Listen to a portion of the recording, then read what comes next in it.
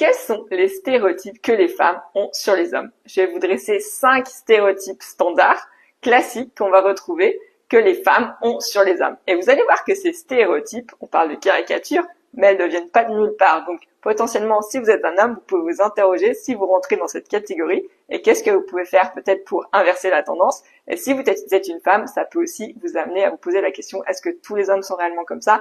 Il y a aussi des hommes qui n'entrent pas dans ce style de caricature. Donc, quels sont ces 5 stéréotypes, ces 5 caricatures que les femmes ont sur les hommes?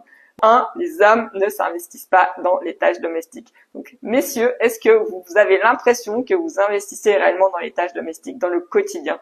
Ou est-ce que vous cherchez une femme, justement, pour pallier à ce genre de choses? Si c'est le cas, dites-vous que la femme n'est pas là pour remplir ce rôle en particulier. Et mesdames, sachez qu'il y a des hommes, qu'il existe des hommes qui s'investissent énormément dans les tâches domestiques et qui aujourd'hui font largement leur part. Il y a beaucoup d'hommes qui savent très bien cuisiner, il y a des hommes qui s'investissent à entretenir un intérieur, repasser leur chemise, en tout cas qui savent faire appel à des compétences externes pour les aider dans ce genre de situation.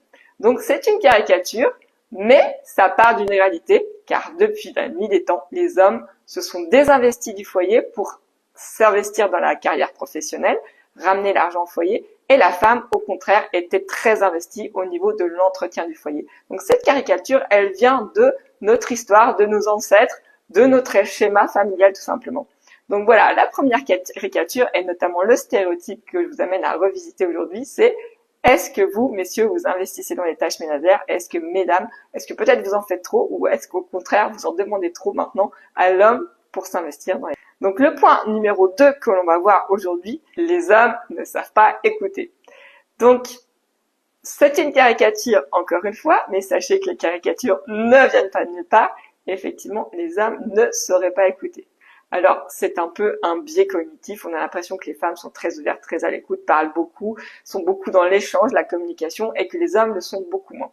Pour autant, un homme qui communique peu, ça ne veut pas dire qu'il n'écoute pas. Aussi, un homme qui s'exprime peu, ça ne veut pas dire qu'il n'est pas très attentif.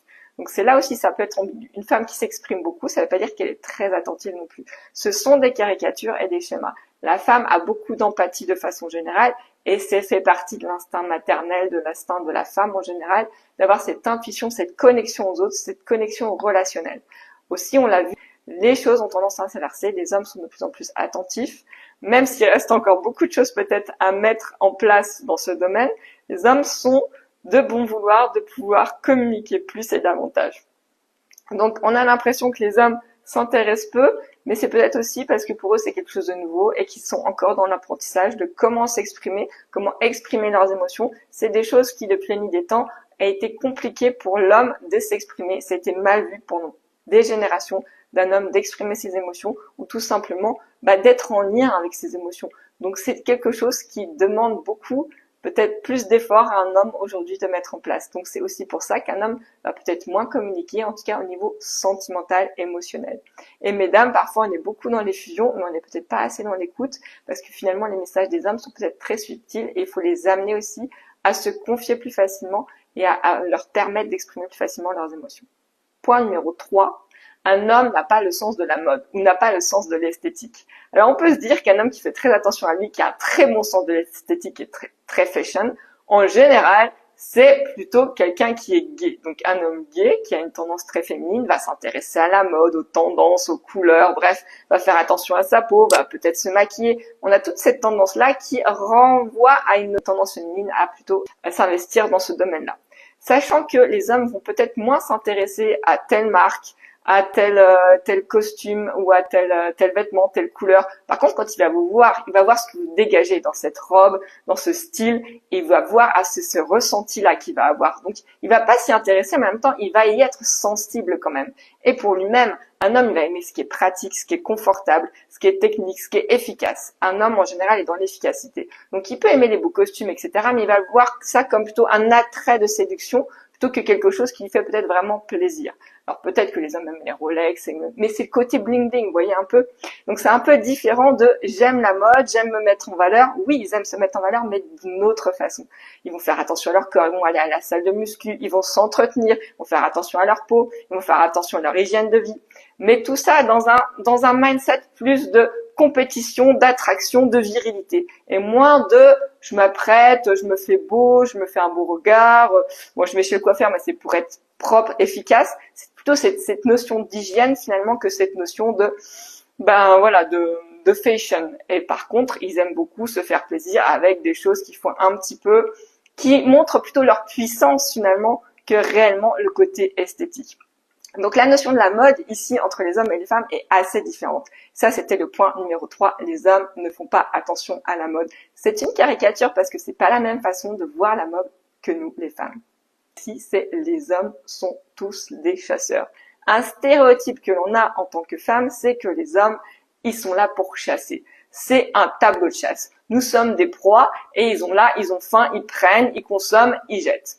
Bref, c'est un peu une caricature, mais cette caricature, je le répète, ne vient pas de nulle part. Oui, l'homme est un chasseur. De façon préhistorique, la femme élevait les enfants, elle était au foyer. L'homme, il va dehors, il ramène la chasse, il ramène ce qu'il a chassé. Il a cet instinct de conquête, cet instinct de chasseur réellement.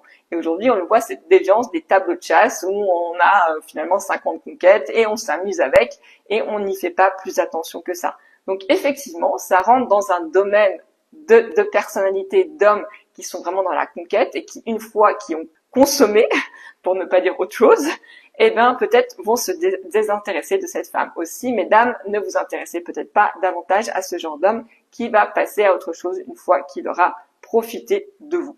Donc si c'est le cas, il y a des hommes qui sont dans cette dynamique-là. Ils sont peut-être pas à fuir, mais en tout cas à savoir à quoi on s'attend avec ce genre d'homme. Donc, le fait que les hommes sont des chasseurs, c'est une réalité. Après, il y a d'autres hommes qui, au contraire, n'ont pas du tout cet instinct de chasseur et qui ont envie de s'investir réellement dans une relation, mais qui ne savent peut-être pas juste comment s'y prendre. Et qui voient dans les films et de façon générale ce que nous montrent les médias, c'est l'homme doit séduire, l'homme doit conquérir, l'homme doit être un séducteur. Et puis finalement, c'est un peu côté James Bond. Une fois qu'on en a une, hop, on passe à autre chose, on passe à la suivante. C'est un peu ça aussi que nous montrent les médias aujourd'hui. D'où aussi cette notion de chasser pour un homme, c'est aussi révéler sa puissance masculine. Or, on le sait, aujourd'hui, c'est pas une réalité, mais ça existe quand même. Stéréotype numéro 5, les hommes ne montrent pas leurs émotions. C'est un des principaux stéréotypes que l'on a. On a parlé de communication, mais les hommes qui ne montrent pas leurs émotions, effectivement, on l'a vu tout à l'heure, c'est quelque chose qui n'a pas été cultivé dans la sphère masculine de façon générale. Un homme qui montre ses émotions, c'est un homme qui se montre vulnérable. Or, on l'a vu dans un instinct de compétition, un homme vulnérable est une proie. Un homme vulnérable, c'est aussi montrer une partie de lui qui a un point faible. Un point faible en tant que prédateur ou compétiteur par rapport aux autres hommes, c'est se montrer vulnérable et c'est se faire marcher dessus. Dans une sphère, on va dire, plus de rivalité, puisque les hommes sont plus dans la rivalité de façon générale, en tant que compétition, notamment en amour, eh ben, cette rivalité, montrer sa vulnérabilité, c'est un point faible aussi. C'est pourquoi les hommes aujourd'hui n'ont pas appris, n'ont pas été poussés à montrer leurs émotions. Donc c'est aussi quelque chose, une conséquence de tous nos schémas de fonctionnement qui sont ancrés depuis la nuit des temps. Donc on peut pas leur demander en une ou deux générations de tout bouleverser aussi. Il y a des hommes qui arrivent à bien s'exprimer, à exprimer leurs émotions, à en parler de façon très, très libre. Il y a d'autres hommes pour qui c'est beaucoup plus compliqué parce que ce n'est pas inscrit aussi dans leur patrimoine familial émotionnellement. Donc voilà pourquoi aussi l'homme ne s'exprime pas, n'exprimera pas ses sentiments de la même façon que nous les femmes, ou polarité féminine. Donc voilà, je vous redis les 5 grands stéréotypes que les femmes ont sur les hommes, et mettez-vous ce que vous en pensez. Il y a peut-être d'autres caricatures, mesdames, que vous allez voir aussi, qui ne sont pas citées ici. Là, c'est les 5 principales. Le stéréotype numéro 1 qu'on a vu ici, c'est que les hommes ne s'investissent pas suffisamment dans les tâches domestiques. Donc ça, c'est un stéréotype. Sachez qu'il y a des hommes qui s'investissent plus que certaines femmes dans les tâches ménagères. Ensuite, on a le stéréotype numéro 2. Les hommes ne savent pas écouter. En tout cas, ils ne sont pas assez dans l'empathie et dans la compréhension parfois, ce qui est le cas de beaucoup d'hommes, mais pas de tous, heureusement. Et ça peut changer, puisqu'on peut toujours apprendre dans cette sphère-là. Le stéréotype numéro 3 qu'on a vu, c'est que les hommes n'ont pas le sens de la mode. Sachez qu'il y a différentes tendances et différentes sensibilités de l'esthétique de façon générale. Pour un homme et pour une femme, ce sera différent. Le stéréotype numéro 4 qu'ont les femmes sur les hommes, c'est notamment les hommes sont tous des chasseurs. Là encore, on le voit, c'est ancré dans les instincts biologiques, mais c'est une réalité uniquement pour certains types d'hommes.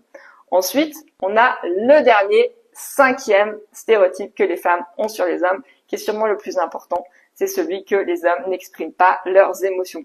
Et là encore, ça peut se travailler, et sachez que si aujourd'hui vous n'arrivez pas à exprimer vos émotions, c'est pas grave, il y a d'autres façons de les exprimer que la façon verbale. Et c'est aussi en communiquant avec votre partenaire que vous réussirez à avoir une meilleure dynamique de couple. Sur ce, si vous aimez ce genre de vidéo, n'hésitez pas à vous liker, vous partager, vous abonner à la chaîne. On se retrouve dans des prochaines vidéos et notamment une vidéo sur quels sont les 5 stéréotypes principaux que les hommes, cette fois, ont sur les femmes. Donc si ça vous intéresse, on se retrouve bientôt dans de prochaines vidéos et de prochaines aventures. Ciao!